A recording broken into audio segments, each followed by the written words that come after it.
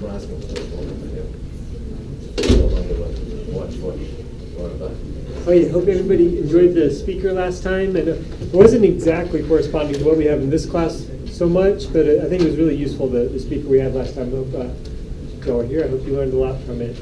Some of that useful practical information that was good. So today, we extend the deadline for the assignment. Can you extend it again, actually? I mean, it's actually very No, we're very not. tedious. Come on. No, now you're asking too much. No, I'm not. I need a weekend for this. I mean, it's been very hectic for me No, already. everybody else is done with it anyway. No, that's not true. Most people are. Are you sure? I think that should be submitted again. Well, we're not going to extend it anymore, because then the next ones are going to run out of time. The other ones, you're going to have like 3 of them due the last week of the semester, and that won't be very nice. Just drop the lowest 3 then. So we have, what we're going to look at today is a little bit, we have a new chapter to start today, actually, not just one new chapter. So again, where we are right now, we're finishing chapter 17 and 18 about institutional investing is what I call it. It's mutual funds, pension funds that we're finishing. And again, those are kind of hybrids that tie together the financial markets to the institutions. So you got these funds, which technically are institutions, but all they really do is they trade in the market. So it's really more like they're in the markets mostly, but they are a type of institution. So they're kind of a little bit both an institution, and they're also kind of very much tied with the markets. And so that's why they're a good kind of bridge from one to the other. Starting today, though, we're going to be looking almost exclusively at the institutions. And so with the institutions, the most typical type of financial institution out there is a bank. And so banks are what we're going to start with. There's 4 chapters in the textbook about banks. And that's mostly because people who write these kind of textbooks are almost always banking people. And so they want to put a whole bunch of banking stuff in there. And they want to minimize the stuff on markets because they aren't markets people. And so you get chapters 11, 12, 13, and 14. And they're all really about banking. So we're going to look at all those chapters together, really. So that's why we have kind of 4 chapters combined. It's really, they could have all fitted all in one chapter, really, yeah. And so that's why we have 4 chapters. The last chapter, chapter 14, is only partially about banking, so we're only going to look at part of chapter 14 this week, and then we'll have the other part of it next week. So that's what we have coming up.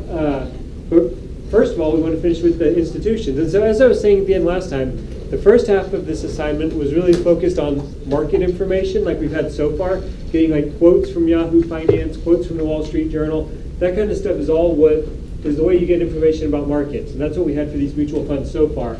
But at the end of the assignment, you'll see we get information about the actual institutions that are running these mutual funds. So when you look at an institution, again, with an institution, you don't have all these securities being traded by the institution that you can go and you can see what the institution's issuing in terms of securities easily.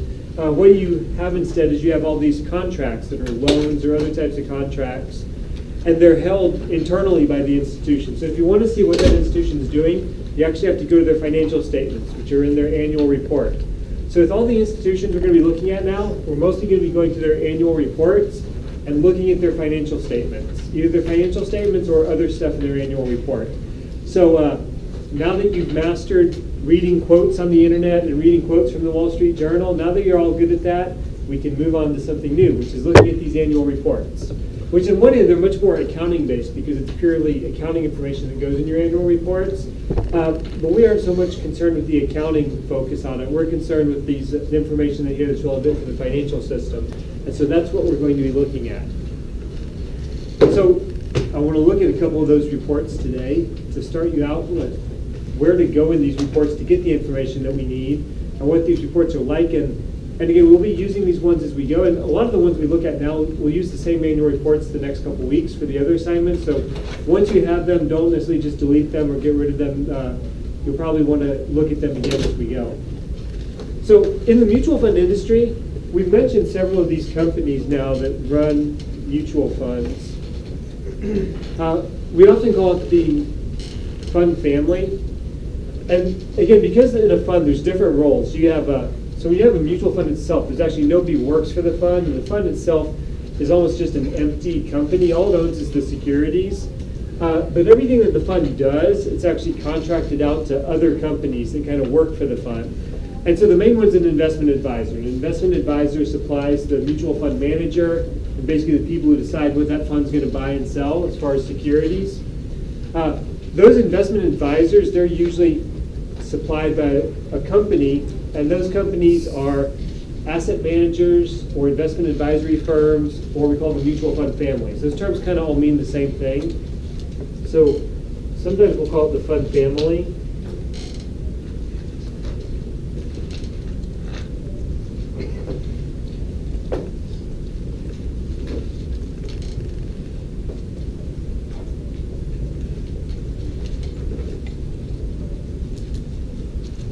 So I'm not trying to make this confusing right now. We got these three terms here.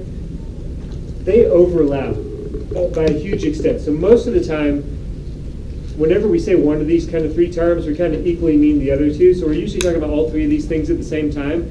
There are distinctions between them. So when we say a fund family, I mean, by having the word fund, we're talking specifically about the company that runs a bunch of different mutual funds. If they only ran one fund, we wouldn't call it a family. We just call it one mutual fund.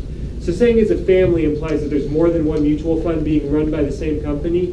And usually what that means is they supply mutual fund managers, who are investment advisors, to multiple funds.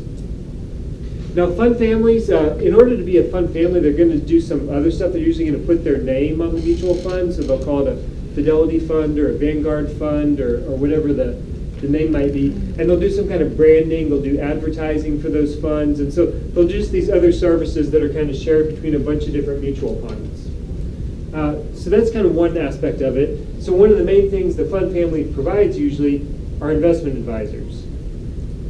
The thing is, you can have separate firms that only do investment advising and they wouldn't be called a mutual fund family because all they do is the investment advising part.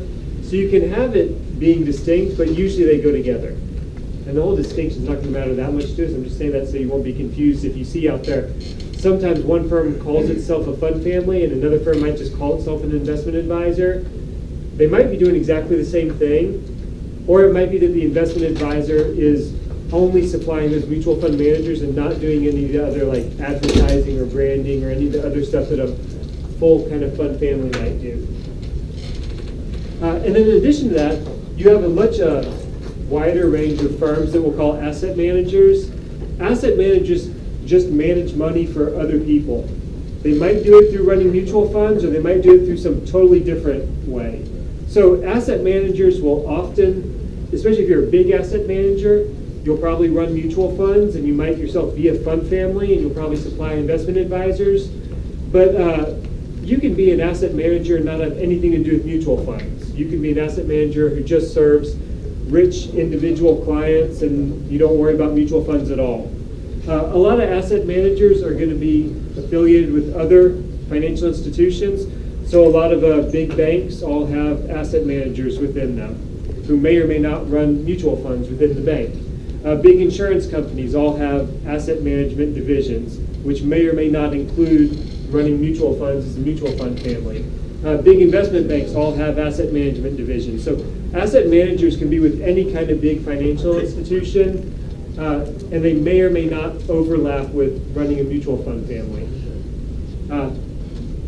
All fund families are asset managers, because to be a mutual fund, you are basically managing assets for somebody. So all mutual funds and fund families would be asset managers, but not all asset managers run mutual funds. And running mutual funds is not the only thing an asset manager would do. So there's a lot of overlap, but they're not exactly the same thing. So what we have on the assignment, and what we're going to be looking at in the next couple chapters, usually if you look at their financial statements and the annual reports, the way you'll see if a firm is basically running mutual funds or something else, it'll show up in what they call assets under management. So that's why assets under management is what we wanted to look at. And so here we're specifically looking at least how they list themselves as asset managers. You won't usually see something like fund family or investment advisor necessarily clearly listed on the financial statements. You might see fees from investment advising show up there, and that's one of the things we're looking for on these. But asset management or assets under management, that's what you'll actually see listed on their statement. So if we want to actually see this from what we can see on their statements, we kind of have to look for one term or another depending on the context. Make sense? It'll make sense. Okay, another thing that's confusing though about the mutual fund industry, and I mentioned this before a bit, is so you got these large companies that are asset managers and they run mutual fund families and investment advisors, Many of them themselves are not publicly traded, so they're private companies. They're either partnerships or they're just owned by some rich family usually. So they don't actually file annual reports, and you can't actually go out and see them. You can't access their information and see what they're doing. And so if we look at the two biggest mutual fund companies out there are Fidelity and Vanguard, and we've talked about them a bit, with Vanguard being the one that's most well known for index funds and passive management, and Fidelity being most known for active management. Well, it turns out both of those companies are actually not publicly traded corporations. So they don't have stock outstanding themselves, even though all they do is they basically supply mutual funds and investment advisors to buy stock or bonds in other companies. They themselves don't have stock outstanding, so they're not publicly traded. They're both privately held companies. So we can't actually observe them very well. But we can look at some of the other, and the thing about them both being privately held, they're both purely mutual fund families. So they're both asset management firms, but pretty much all they do, Fidelity and Vanguard, is they run mutual funds. They have some brokerage services also, but for the most part they run mutual funds. All the other big mutual fund companies that we can actually see out there, usually running mutual funds is only a smaller part of their overall business. So if you look at any of the big banks, like JP Morgan Chase, the biggest bank in the country, it also runs some mutual funds. So you can see it as an asset manager, and you can see mutual funds that it runs, but mostly it's a big bank. If you look at big investment banks, like take Goldman Sachs or something, they're also an asset manager, and they also run mutual funds, but it's mostly a big investment bank. So it's hard to look at mutual fund companies on their own, because the ones that are just pure mutual fund companies, they don't file statements on their own. But we can look at some of the other ones. So let's look at one of the examples. And one of the big ones that we can actually observe is a firm called BlackRock. And BlackRock is one of the most important financial institutions that exists, but it doesn't serve retail clients on its own, so a lot of people haven't actually heard of it as much as they've heard of other ones like, say, Bank of America or Wells Fargo or Goldman Sachs. Actually, BlackRock dwarfs many of those other institutions, but you just don't hear about it as much, so it's very much under the radar sometimes. But they are publicly traded, so we can actually look at their financial statements and get an idea of what they're like and what they do. So to find financial statements, again, different ways you can do it. You can go through Yahoo Finance. You can go through the SEC Edgar website. Probably the easiest way for most of the time, though, is just to go to the firm's website. So if you want BlackRock statement, just go to the BlackRock website, which is not this website that I clicked on. I don't want that stuff. You go to the BlackRock official site. And again, if you want financial statements, usually you want to find something about where they have their, either about the firm or where they have investor relations. Now, for these firms, it's kind of confusing to look for investor relations because what they do is they sell stuff to investors, so it can be a little bit confusing. So probably what we need actually is about BlackRock. I'm going to figure out how they organize their website here. It just takes me back to where I am here. The tab that says our firm. Yeah, our firm, okay. Usually, almost everybody else, they have an investor relations tab, but here it's going to be under our firm. And there they have investor relations. And then what you have listed here is you have their annual report. So 2014 is the most recent one they have. And these annual reports, these are what we're going to be looking at. I find it easiest just to take the PDFs of them again. And these are usually about a couple hundred pages long for these big firms. This one's only 138 pages, which is fairly small for a big financial institution. They're usually like 200 or 300 pages, as you'll see for some of the other ones we go through. And again, usually the first couple pages, they give their big numbers that they really like to stress, things they want to show off. And some of these, it's useful to see what they think is important information that they're showing off and see if we can interpret this based on what we've seen over the last week, or the last couple weeks. So they say they got 35 billion in active inflows. So they're stressing here that their active managers got $35 billion in new money over the last year, 2014, the year before last year. Whether that's big or small, it depends what other mutual fund companies got and whether money was flowing into mutual funds or out of the mutual funds overall. They're actually BlackRock actually manages a lot of, they do both active and passive management, but they're mostly a passive management firm, kind of like Vanguard. So they don't actually have all that much active management most of the time, but they do have some with it there. So you see they got 35 billion in active managed flows, and they got 146 billion in index funds. So that would be their 146 billion in passive money that's been contributed to them by flows. This means money contributed by investors. So 146 billion into passive investing and 35 billion into active. So again, it shows you just the trade-off that they're by far mostly getting passively managed money, being whatever, about 5 times bigger. The other stuff they like to stress. They have 4.7 trillion in assets under management. That's a large number. Even by whatever other standards we're using for everything else, 4.7 trillion under the control of one company is really, really big. It's massive, actually. And they have their breakdown here by a couple different things. They're in over 100 countries, and I don't know if you can see their little pie chart there, but it's basically showing their split. They got pretty much a 3-way split. 1/3 is being managed for institutional clients, which would be the pension funds. 1/3 is retail, which means mutual funds, and then 1/3 is iShares, which is their brand of ETFs. So they got 1/3 for retail individual people, which is through mutual funds. That would be open-end funds. 1/3 through pension funds, which are kind of, again, the private version of the mutual funds. And then 1/3 through exchange-traded funds. So it's really evenly split between the 3 ways with that. And that's basically how they earn their money between those. Not necessarily that's how their assets under management are split up. Other stuff they got, if you want to see just for basically one of the largest managers out here, how they split up how they're investing. Over half is in equity mutual funds. So mutual funds can invest in all different securities, but mostly they're investing in stocks, 56%. 32%, so about 1/3 is in bonds. So whenever they say fixed income, they mean bonds. That's what the fixed income is referring to. And then a small amount is basically just mixed in other stuff. 9% multi-asset, which is going to be stocks and bonds.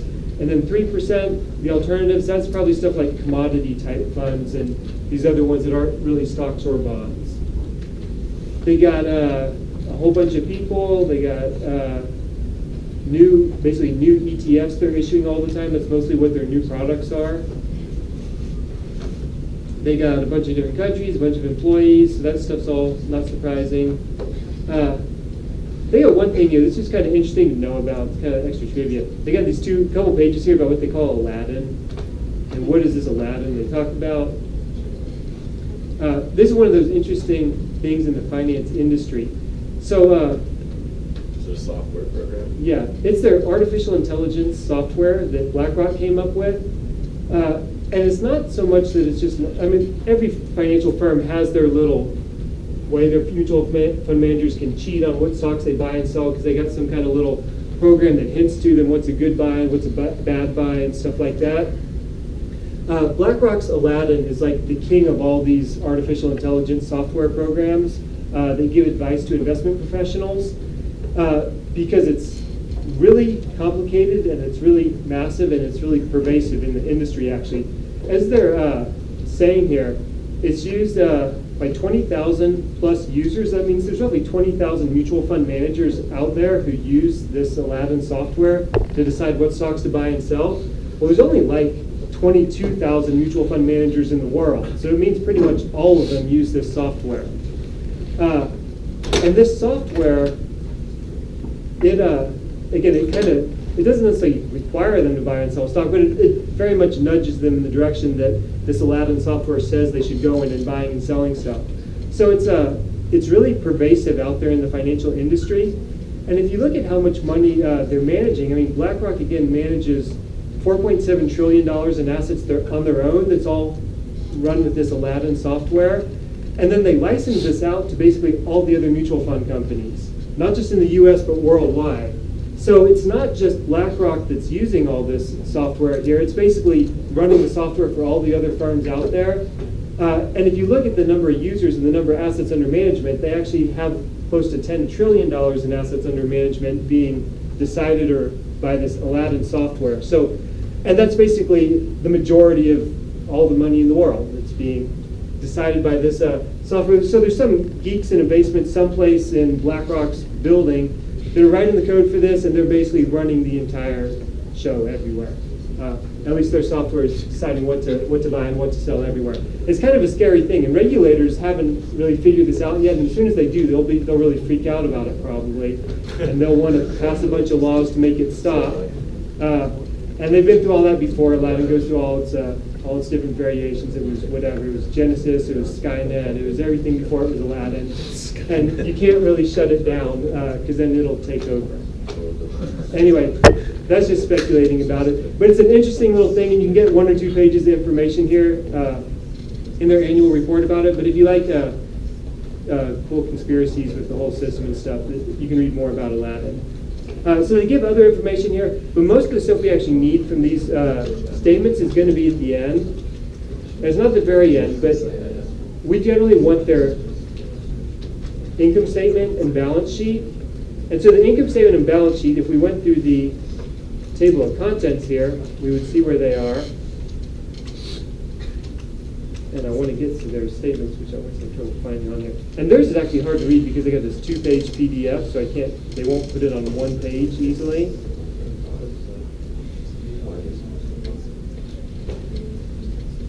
Let me get their page numbers.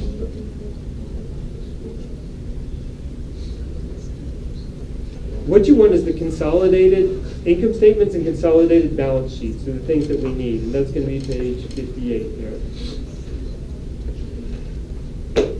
And it'll be just after that. And so we got the consolidated statements of financial condition, which means their balance sheet, and the consolidated statements of income.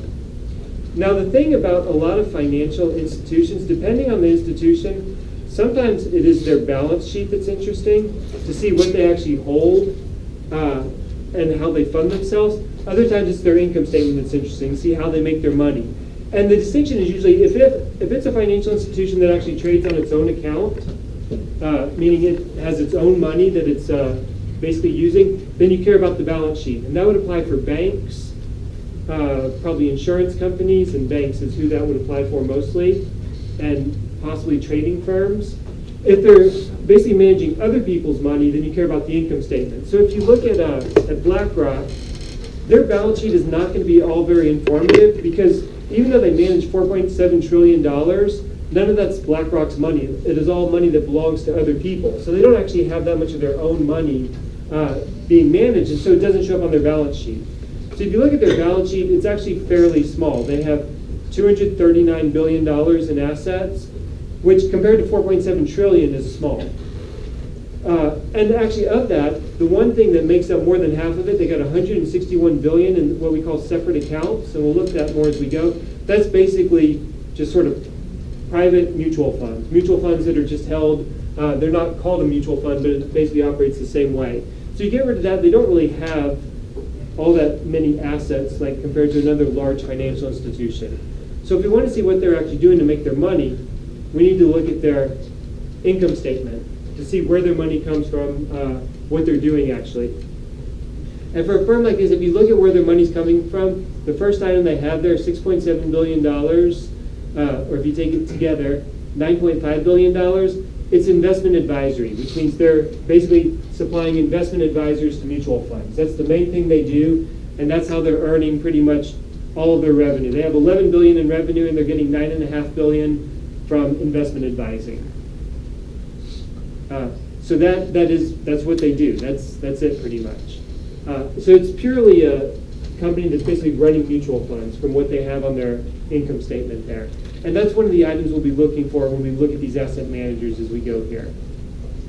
So I guess from the statement, what we can conclude from it is if we want to see what they're doing, we want to look at their income statement here and see basically where they're getting their revenue from. If we want to look at their balance sheet, we actually don't see all that much. And if we want to know how much money they're managing, it doesn't show up on either the balance sheet or the income statement, as far as if we want to see their assets under management. But they will give it throughout the financial statement in other places, usually either in the very front, where they have these kind of summary of the things they want to show off as being really important. And they'll also have a section in here someplace where they give details on their assets under management, and they split it up into a bunch of other little subcategories and stuff like that. So on the assignment, you've got this for 4 firms that are big asset managers, and so you basically need to do the same as I just did with BlackRock here. You need to find their financial statements, and then in those financial statements, you need to find whatever you're looking for. If it's assets under management, it's basically somewhere in that statement. You need to search for it and find it. And these statements we'll use again, so it's worthwhile to get used to kind of the structure of them. And really, once you find it from one of them, then it's going to be in a similar place on the statements for the other firms. So it's not as hard to find it for the second or third one once you find it for the first one. And then some of that information we might need from the income statement or balance sheet. Questions about it? Okay, so we have that. If you have a foreign firm, you need to convert their figures into US dollars too. One of those asset managers we have is actually not based in the US, which means their statements are going to be in a foreign currency. And to convert it back in the US, just use Google or something just to get what the exchange rate is for today, whatever day you do it, and convert it back to US dollars when you report those figures. Because we want to be able to compare these different firms. And in terms of just formatting some of this stuff, if you're looking at just one firm on its own, the format doesn't matter too much as far as what currency you reported in, or whether you're reporting in billions or millions of dollars or whatever like that. Whenever we're comparing one firm to another, so if we have 2 firms or 3 firms or 4 firms, they got to have consistent units. So just make sure they're all given in US dollars is going to be easiest. And make sure they're all represented either in billions of dollars or millions of dollars. I don't really care which one it is, just make sure it's the same for all 4 firms, or all 2 firms, however many firms we have. When we're comparing them, just make sure you use the kind of equivalent units, that they all have the same number of units there. Any questions about it? Okay, then. Let's see, is there anything else about mutual funds? That was the last time I wanted to talk about mutual funds. It wasn't all that much. We probably could have gone through it last time if we had to. But what I want to start on now is I want to start telling you about banks and the banking industry. Because that's what we have. In our next assignment, I will have it on there for you by tomorrow. So you can start on the next assignment as soon as you finish the current assignment. And the next assignment we have a week and a half for it again. It's about commercial banking. And commercial banking is kind of at the core of financial institutions. Again, banks are the most traditional financial institution out there, so it's usually what people think of when we think of a financial institution.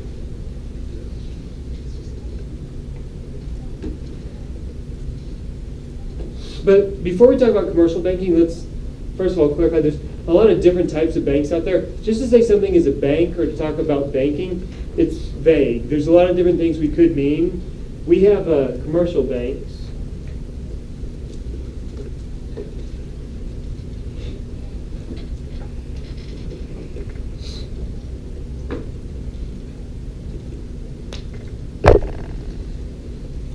So we have commercial banking and we got investment banking. Those would be kind of the 2 main distinctions that we have within banking.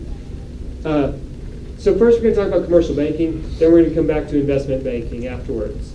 There's also any other range of financial, basically anything you do in finance, you could probably call it banking, but only very specific things would be classified as commercial banking. Pretty much everything else we would call investment banking. So investment banking is really broad and vague. Commercial banking is much more specific, and especially in the US, but other countries also, commercial banking is very specific because it's very highly regulated relative to other parts of the financial system, and especially relative to investment banking. So commercial banking has very strict laws and strict regulations, and because of that, there's very strict legal definitions of what is commercial banking and what's not commercial banking. And everybody in the markets are very clear and very careful to observe those laws and very careful about those distinctions because it affects whether or not you're subject to really intrusive and expensive regulations or not subject to them. So firms are very careful about whether or not they're going to be called a commercial bank or not called a commercial bank. They really don't care if they're called an investment bank or not because investment banking doesn't bring with it very specific laws or regulations, but commercial banking does.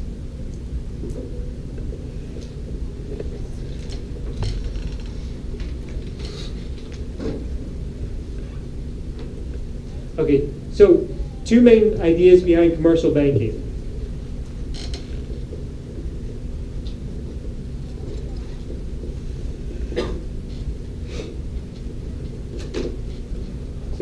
commercial bank, the thing that kind of informally defines that is two activities. First of all, that you take deposits, and second, that you make loans. That's what makes a firm a commercial bank in a very broad sense.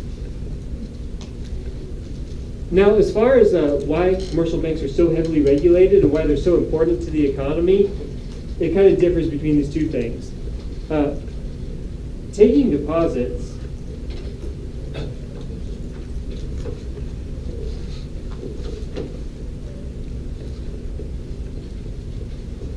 this is really what's very heavily regulated.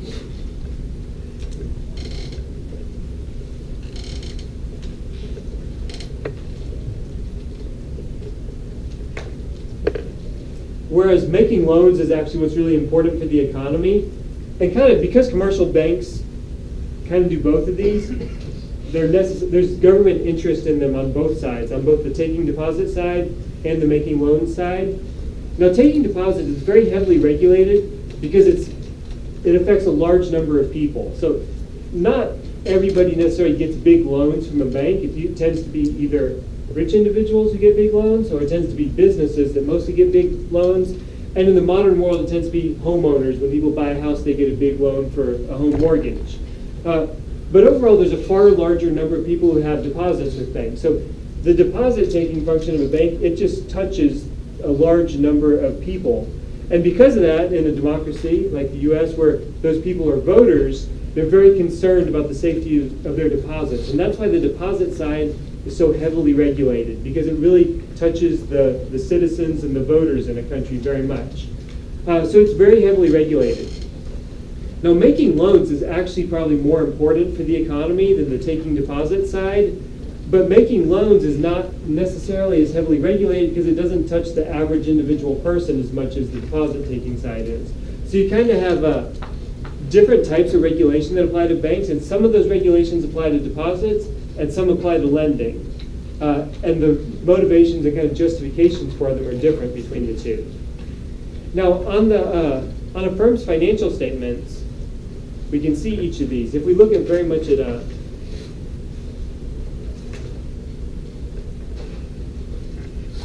if we look at sort of a quick sample of a balance sheet for a bank, how a bank raises its money and what it does with it.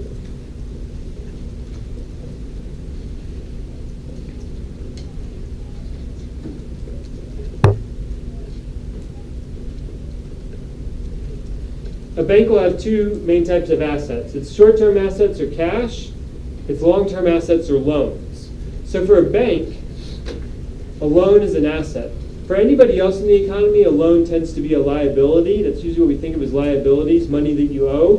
Remember, for a bank doesn't owe the money on a loan. That money is owed to the bank. So it's going to be the other way around. So if a loan is a liability for anybody who borrowed that money, for the bank, it's an asset. It's basically how they're going to earn money, so that's why it's an asset for them. So they have loans as an asset.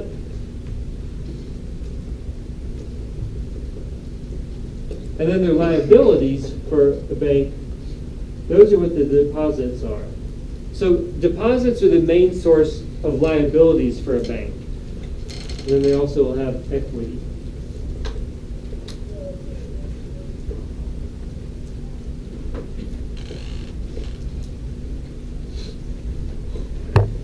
So a bank's balance sheet is actually kind of the opposite of what it is for other firms out there. So for a normal firm, loans would be your liability, it'd be your bonds or your debt. So, but for a bank, that's an asset. And on the other hand, if you have deposits, for most regular firms, those deposits, which means their bank account, that would be an asset because it's cash they have on deposit at a bank. But for a bank, those deposits, that's money they owe back to other people. If somebody asks for that money out of their account, that bank has to pay it. So those are essentially borrowing, but with a zero maturity date, again. So the deposits are a liability and the loans are an asset for a bank, and that's what's opposite that it is from everything else out there. It makes banks' balance sheets to be kind of confusing for a lot of people at first because those are reversed. But once you know the reverse, then just keep it that way and it all makes sense.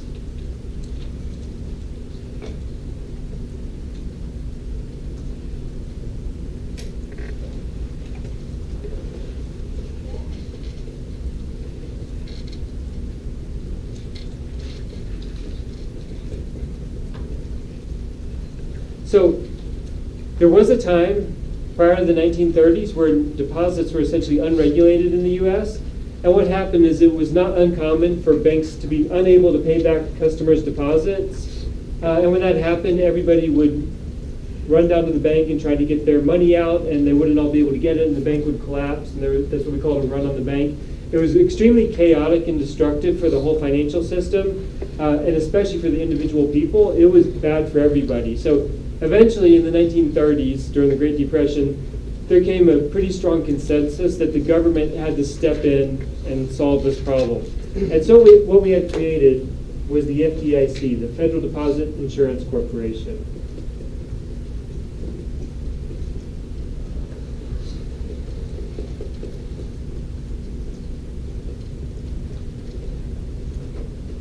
And as the name implies, what they do is they provide taxpayer guarantees that bank deposits will be paid back to their customers, regardless of the status or solvency of the bank overall.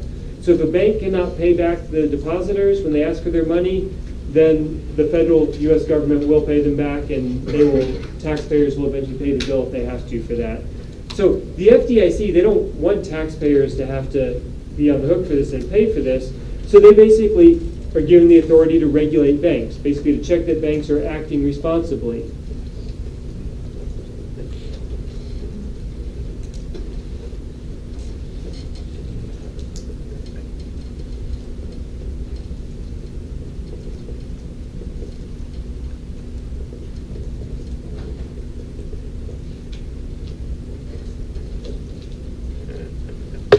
So the big source of regulation on banks, it comes from this FDIC guarantee that's being provided to depositors. And because of that, the FDIC basically can go in and check that banks are acting safely, that they're not being too risky. And the main way they can check that banks are being safe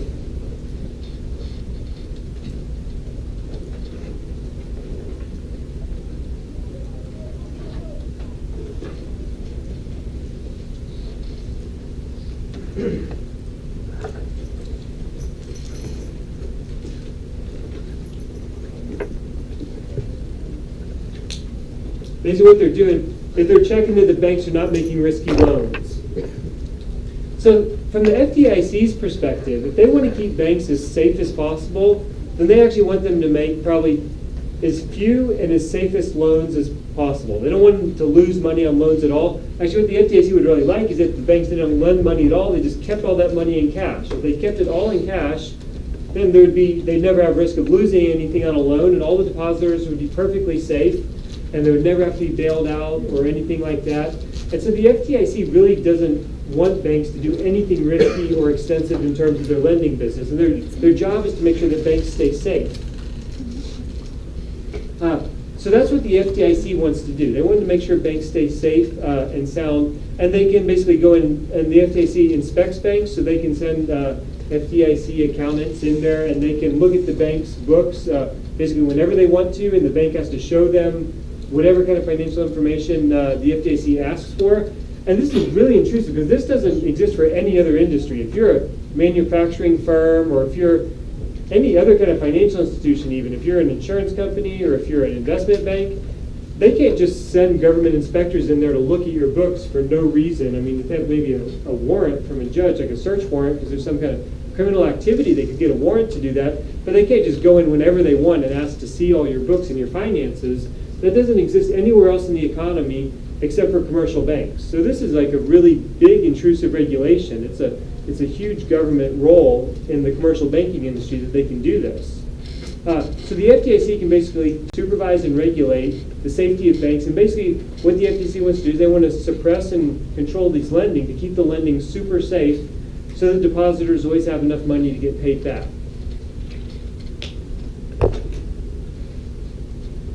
Now if we look at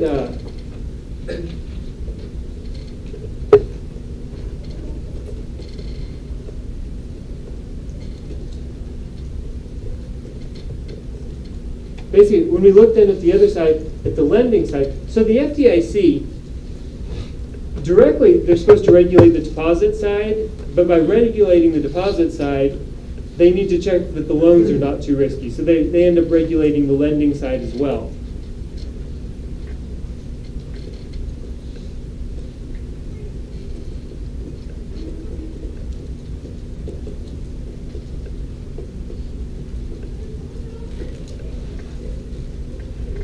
So the basic fact of the economy is that when banks lend more, that means more economic growth.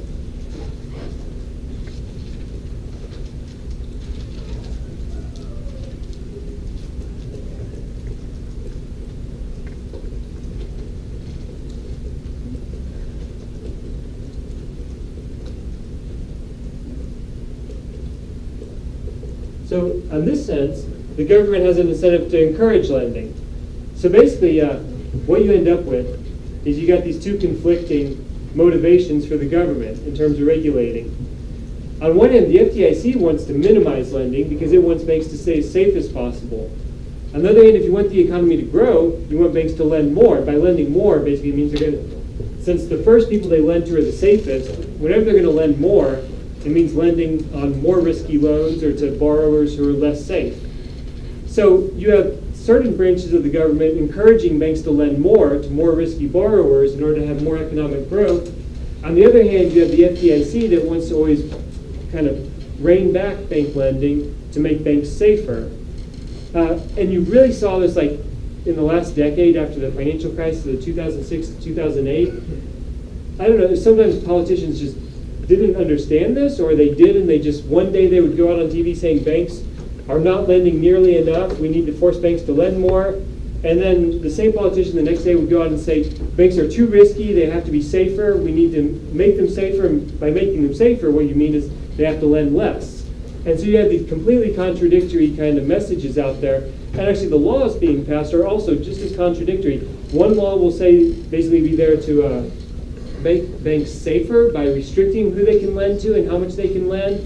You have all these rules now that we'll look at more over the next 2 weeks about capital requirements, which basically says that banks have to, and we keep raising these capital requirements. It says that of the money that a bank has, they have to keep some money in reserve. They can't lend all the money out. They have to keep some as cash.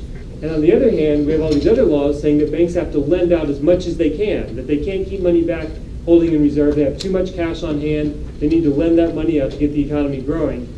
And you have and they're completely contradictory, and you have both of these things going on all the time in the banking industry. And it's, I think it's really frustrating for bankers sometimes.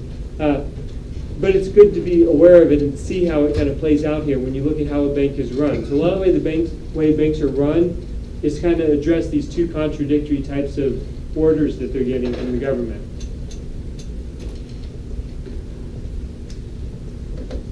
Okay, so let's see. So banking in the U.S. is kind of unique also.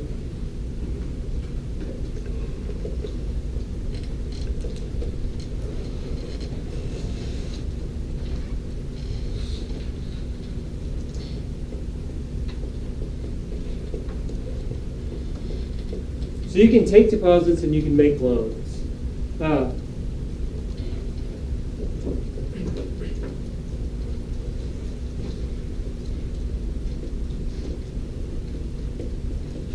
So these deposits, these are the main source of funds for banks. So that's how banks get their monies. They take deposits from people.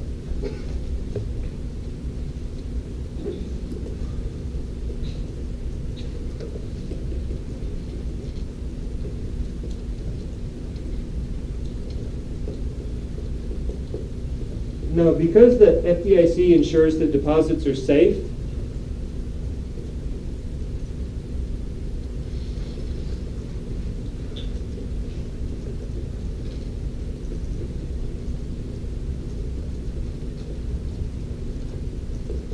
so essentially deposits are risk-free, like a treasury bill. And so because they're risk-free, their interest rates on them are going to be really low, just like on T-bills. So the interest rates on T-bills, again, are close to zero, and in many countries they're negative, actually. The same way with deposits. So deposits are guaranteed, makes them perfectly safe, and so they have really low interest rates. You essentially earn nothing on them. In Europe now, there are some it hasn't spread to all types of deposits, but some deposits you have to pay for now. So essentially, they don't call it a negative interest rate, but you basically earn zero interest, and you have to pay a fee. So it's essentially a negative interest rate. That exists in the U.S. only for some large corporate accounts now. It doesn't exist for retail accounts, but who knows with interest rates, it might get there sometime. So those are your source of funds. And then what we should think of as other ways to get funds.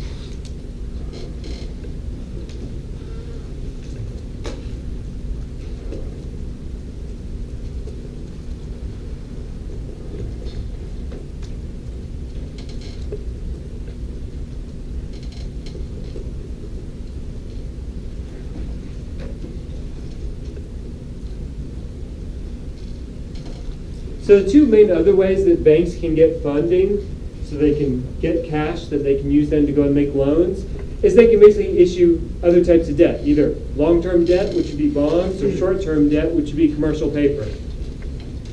So deposits are, again, this very special type of debt. Technically, deposits are a debt, but they have a maturity of zero. So they're like super short-term bonds. They're like a bond in that they're a debt, but they have to be paid back immediately when somebody asks for it. So they're essentially a zero maturity bond. The problem with both issuing bonds or commercial paper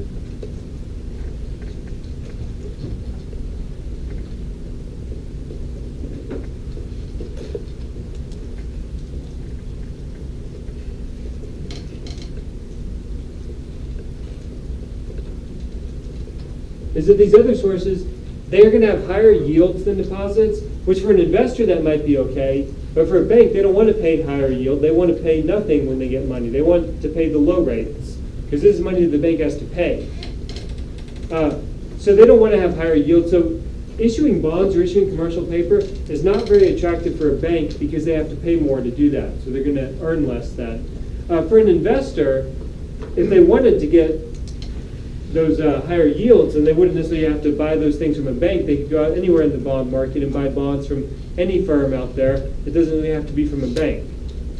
So there are these alternatives, and some banks do issue some bonds, and some banks do issue some commercial paper. But for the most part, deposits are the best source of funding because the rates on deposits are so low. Basically, deposits are like free money for banks. And it's free because it's subsidized by the taxpayer, by the FDIC, guarantees that money is going to stay safe, and that acts as a big subsidy from the taxpayers to the banking system. And it's a fair subsidy because, again, people want the banking system to be safe, so in order to keep it safe, we have this taxpayer subsidy that guarantees that it stays safe. It's what voters have wanted for decades, and it seems to work pretty well. So there are other ways that it can be done, and these ways have been done a bit, especially in the 2006-2008. There were a bunch of banks that raised money not by issuing deposits, but by issuing commercial paper, and basically they got destroyed in the financial crisis. So you could do this by issuing commercial paper, but it could be risky, and when you have a financial crisis, those banks are likely to get wiped out, as some of them did in the financial crisis. So it's not always sustainable to do it another way.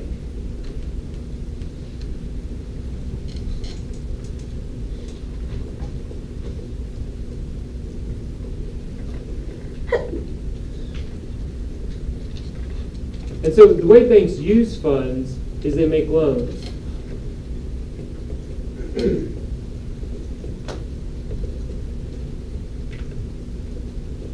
So the source of funds are deposits, and then loans are how they use those funds. So it's what they do with the money is they lend it out. And they earn an interest rate. And if we look at the rates they earn,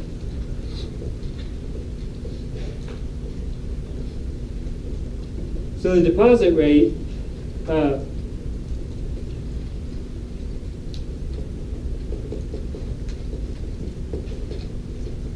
so the deposit rate, it's going to be similar to the Treasury bill yield. It's short term because deposits have a maturity date of effectively zero, and they're really safe. And so the yield on Treasury bills, that's close to 0%. It's always whatever it is now, 0.2%, 0.1, whatever it might be now, but it's essentially 0%.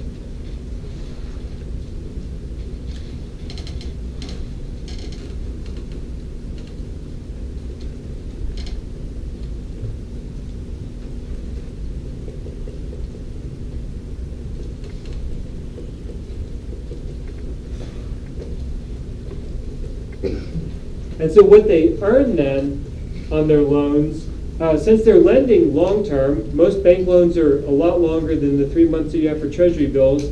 The most common type of loan for banks in the U.S. is 30-year home mortgages. So they lend either to private individuals or to private companies, which are not going to be risk-free. They are risky, so it's going to have a much higher yield that they earn. I don't know what this is right now. It's actually more like closer to 3% right now. We can say 4%.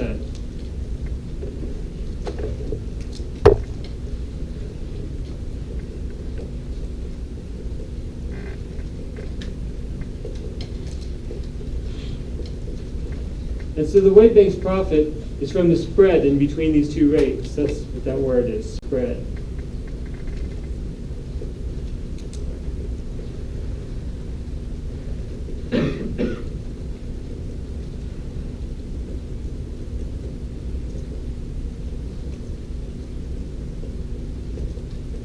So if you take the difference between those two rates, that 4%, the rate they earn on their loans and the rate they pay on their deposits, the difference between those, that's how banks make their money.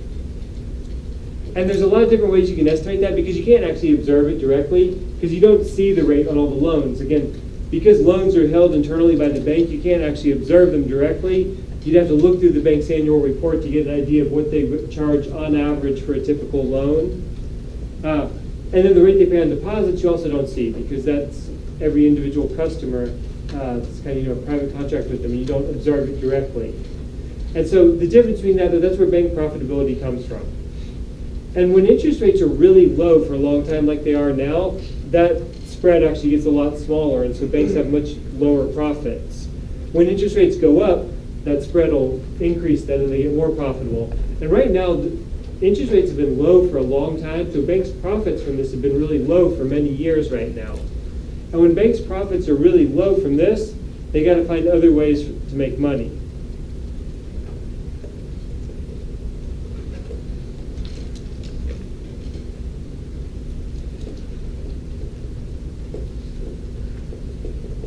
So if they can't make money on that spread, there's basically two other ways banks can make money. They can charge fees, either for doing extra stuff or for doing nothing. But they can charge extra fees, which essentially is increasing the rate they charge for their services. So it's like charging at a higher rate, but it's not really the interest rate, it's just charging more fees.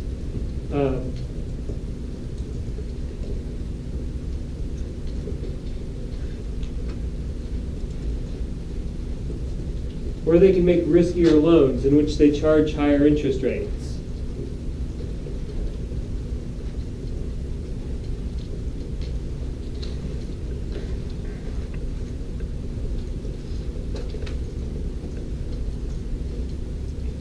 And instead of making just riskier loans, another thing they could do is they can invest in riskier securities. So instead of making loans, maybe they could use that money and actually just buy stock with it or something like that, or buy derivatives with it or some other thing like that. So a lot of times, especially when interest rates are low for a long time and banks have pressure to maintain their profitability because they're not making money on that spread, then they get much more incentives to do one of these other things to increase their profits, either to charge more fees, which they can't do unless other banks are also doing it, so there's kind of competitive pressure on that, or they can try to take on more risk, either by making riskier loans. And again, sometimes, especially when the economy's not bad, the government actually encourages riskier loans to get the economy moving, to make more loans to riskier borrowers, or banks could invest in riskier securities. And so the FDIC is kind of there to make sure that they don't make riskier loans or go into riskier securities, but other regulators might be encouraging them to do that at the same time.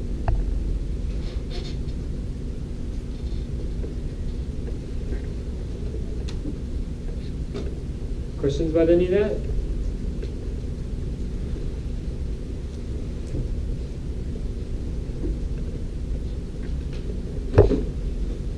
Okay. A little bit about the U.S. banking system first, because the United States has its own unique banking system, which is a bit different than elsewhere in the world. And it's useful to know why it grew up this way and why it's this way in order to understand how it works now. The U.S. banking system, like other parts of the U.S. economy, it's a product of a unique U.S. history, especially a great sort of paranoia on the part of most of the country that all the wealth and power was somehow going to become concentrated in New York City or maybe Washington, D.C., but mostly New York City. And so there was always a lot of effort actually put in basically to the laws and regulations to prevent that. And the more heavily regulated parts of the economy, like banking, you see that reflected a lot more strongly.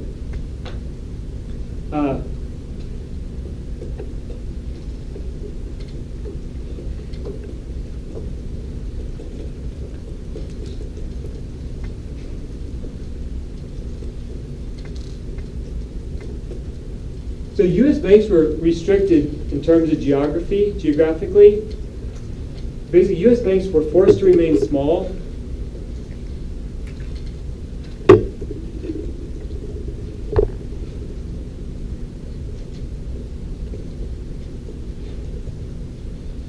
So U.S. banks were basically required to remain small and regional throughout most of the history here.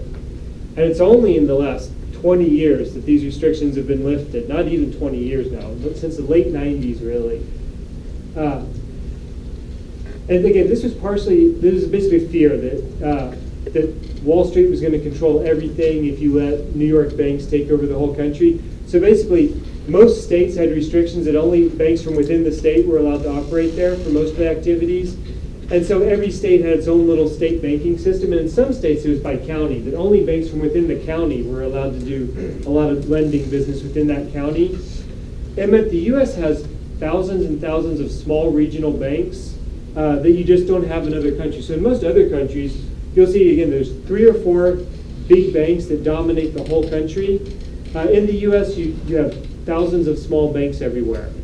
Now, since the 1990s, this has been relaxed a bit. So now we have mergers and stuff, and you see big banks growing in the U.S., but even now, it's only in the last 5 years that you have even national banks in the U.S. So you got J.P. Morgan Chase now, the biggest bank. They may operate in all 50 states now, but I think they're only still in like 45 states. They're not even over the whole country. And it's only quite recently that they even merged enough to get that big. You got Bank of America, which until relatively recently, it was a small North Carolina bank, and it only in the last 15 years did a couple mergers to become as big as it is now. And you see, it's not based in New York, it's from North Carolina. You've got Wells Fargo, which was a relatively restricted West Coast bank until pretty recently. And again, it's not headquartered in New York, it's from San Francisco. So you got several of the big US banks. They're not necessarily all from New York. JP Morgan Chase is, but it's only one of the big ones. They were regional, they were very much strictly regional until very recently. And they weren't all that big until quite recently.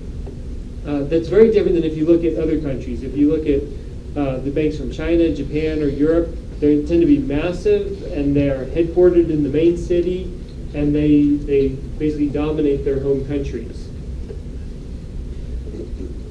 So you had this, and then also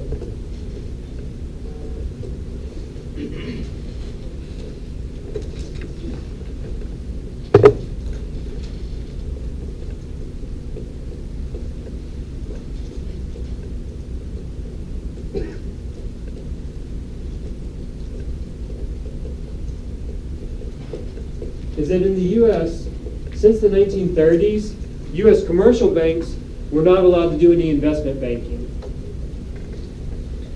And by investment banking, we mean everything other than making loans. So making loans is what commercial banks do as far as their use of funds. Everything else is investment banking. And that would include trading in securities. It means buying and selling stocks. It means underwriting securities. It's issuing stocks, issuing bonds, issuing derivatives. It would mean all the asset management that mutual fund companies do and stuff like that. So all these other activities, that's all what we're going to call investment banking. Commercial banks were basically just allowed to take deposits and make loans. And from 1935 until 1997, that's all commercial banks in the U.S. were allowed to do for the most part. They weren't allowed to do all these other activities. So U.S. banks were really restricted, both in terms of geography, where they could operate, and in terms of what they could do. So you had these huge restrictions. So you had lots of small banks in the U.S. that didn't do these other big activities. So if you look, the banks in the U.S. that actually were large they were the New York banks, but it wasn't so much from doing banking across the U.S. It was either because they provided services to the financial markets in Wall Street, or because they basically served foreign clients. So the couple of banks in the U.S. that were actually decently big prior to the last 10 years, you had a bank like Citibank that you might have heard of, and Citibank was basically big because it had offices overseas everywhere else in the world. So it was basically a global bank everywhere else, but it had relatively very small operations in the U.S. You have J.P. Morgan Chase and some of these ones that were basically the New York banks that serviced Wall Street and the financial markets. But other than that, you didn't have really large U.S. banks relative to banks elsewhere in the world. But in the last 15 years, this has been relaxed, and so now you have a lot more mergers and growth in U.S. banks, and so now some of the large U.S. banks are pretty big, but not as big as elsewhere in the world. J.P. Morgan Chase is big now, though. Actually, they're a unique example, so we should even look at them again. So, the history of this.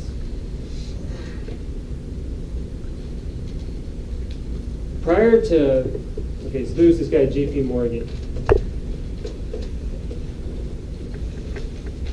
Everybody's heard of J.P. Morgan? Maybe or maybe not. He was richest guy in the country 110 years ago. And he had his bank, which was J.P. Morgan's Bank, is what it was called. And there was no Federal Reserve back then. There was no FDIC or any of that. So whenever there was a financial crisis, basically everybody in Wall Street had to go find the richest guy on Wall Street and ask him to bail out the whole system. And so that's what he did a couple times. And especially in 1908, it was really bad, the financial crisis then. And he bailed out the whole system once again. And basically everybody decided it was not good to have one rich guy deciding whether everybody on Wall Street lived or died and stuff. And so they basically decided to take this power away from him and set up the Federal Reserve System, and then they started talking about setting up deposit insurance as well. And then later in, so this is in the early 1900s, and then later in the 1930s, there was a Great Depression, and a lot of that was blamed on greedy bankers. And so that's when they passed a lot of these laws to separate commercial banking and investment banking, as well as all these geographic restrictions. A lot of that was passed then. So then you had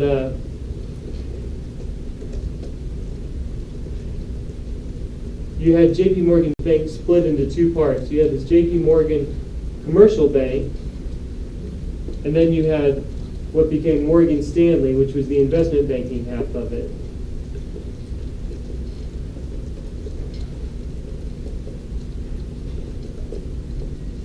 So that one bank got split into two parts. So you had the commercial bank and the investment bank.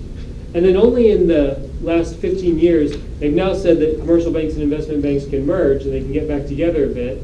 So they might merge back together now and kind of that would bring it full circle if they did that. But now J.P. Morgan eventually merged with another big bank called Chase.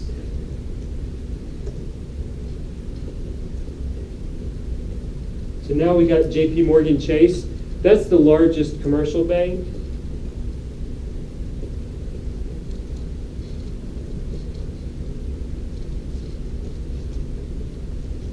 So you got J.P. Morgan Chase, the largest commercial bank in the U.S.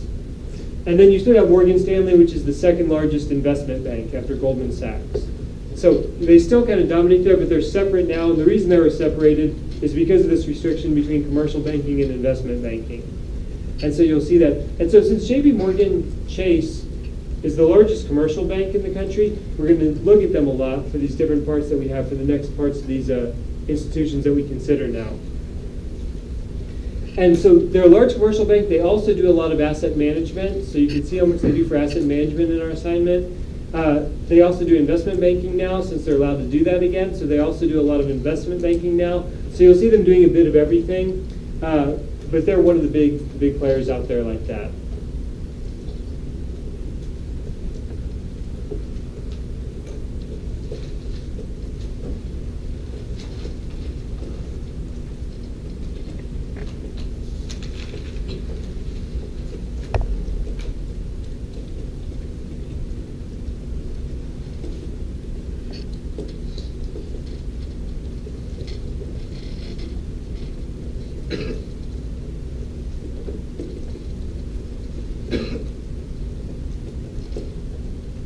Okay, so since the late 1990s, these rules have been relaxed, and banks are now allowed to do commercial banking and investment banking again.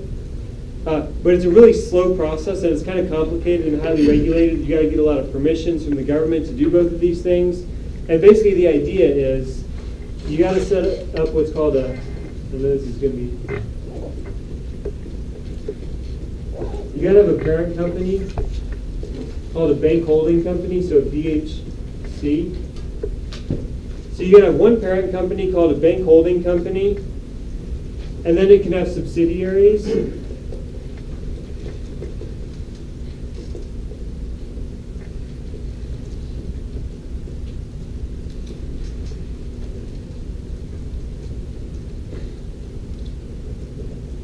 So you get one company that sort of owns two subsidiaries. One can be a commercial bank and one can be an investment bank. So technically the commercial bank cannot do investment banking, but it's saying you can have both a commercial bank and an investment bank that are kind of affiliated and owned by the same parent company. So they aren't exactly allowed to combine and do all those activities together yet, but it's kind of going in that direction. And the rules are getting more and more relaxed with it, and it's not clear yet exactly how these rules are going to work when they're relaxed, and exactly what these firms are allowed to do and how close they can be. Is that not what happened whenever Temple repealed Glass-Steagall? Yeah, so this is what the repeal of Glass-Steagall was. It wasn't a complete repeal, because again, it doesn't say that commercial banks can do investment banking. It just says that you can now have a bank holding company that can own both of them. And so technically they're within the same company, but they need to be, there's supposed to be what we call the firewall here in between them. But we don't really know what that wall is, how strict it needs to be, and exactly how separate they need to be. That's what's kind of still being debated and still being fully decided on. So what would be the relationship between Bank of America and Merrill Lynch? See, that's exactly the thing. So one of the big examples was you had Bank of America, which was one of the second biggest banks in the U.S. And so we now have a BOA, Bank of America Holding Company, and they have the commercial bank, which is also called Bank of America, and then they have an investment bank, which is Merrill Lynch, which used to be the biggest investment bank, and then in the financial crisis it was about to go bankrupt, so Bank of America took it over. And so they're both two subsidiaries, and they're owned by the same holding company, which is a bank holding company, Bank of America. So the holding company can operate as one of the two subsidiaries. Technically, there's two Bank of Americas. There's Bank of America, the commercial bank, and actually, if you look, it's Bank of America CA, commercial bank, and then there's Bank of America BHC, the holding company. So they're same name, two companies, though, sort of the same company. I mean, one's the parent, one's the child. And then there is Merrill Lynch, the other subsidiary of it. Yeah, I'd say this is not settled yet. We're still not sure kind of what this distinction is here. If this is a strict wall right here, or if this is just like a bridge that goes between them, that part we don't know. And that's going to be decided in the next couple of years. It has to be decided because it's not clear enough right now. And even in the election now, right now, especially the main sort of thing that Bernie Sanders is running on is that this needs to be a real strict wall in between them. They need to be completely separate. That's basically his main campaign message. Hillary Clinton says they need to be allowed to operate together. The Republicans don't talk about it. They have other things to talk about, so they haven't even got into this yet. But it's like one of the big issues actually in the election is how this is going to actually play out in the end, kind of as we finalize these regulations over the next 10 years or so. But we see this a lot with it now here. Everywhere else in the world, there's no such thing, there's no structure like this. It's just commercial banks, investment banks, same company. There's no holding company that needs to separate them. The commercial banks are allowed to do investment banking, and they do it together all the time. So that's what you see elsewhere in the world. And that's why elsewhere in the world, these institutions tend to be much larger because they do both of these activities already. And so we'll see with that as we look at some of we'll look at both the foreign firms and the U.S. ones. And in the U.S., you'll see the kind of balance between the two sides. It depends on the firm. So Bank of America, it has Merrill Lynch now, but still Bank of America is definitely the dominant part of that. In J.P. Morgan Chase, the commercial bank is huge, but their investment bank half is also really large, We also have Wells Fargo. With Wells Fargo, it's pretty much all the commercial bank. Their investment banking side is tiny to even non-existent. They're pretty much just a pure big commercial bank. So there's a very different balance if you look at the large U.S. institutions between which of these kind of two activities they do and how they split it down. We'll look at that as we look at them as we go. All right, let's stop here for now. This is a good place to stop for today. And we'll continue with some of this stuff next time. Any questions about it, though, before we stop?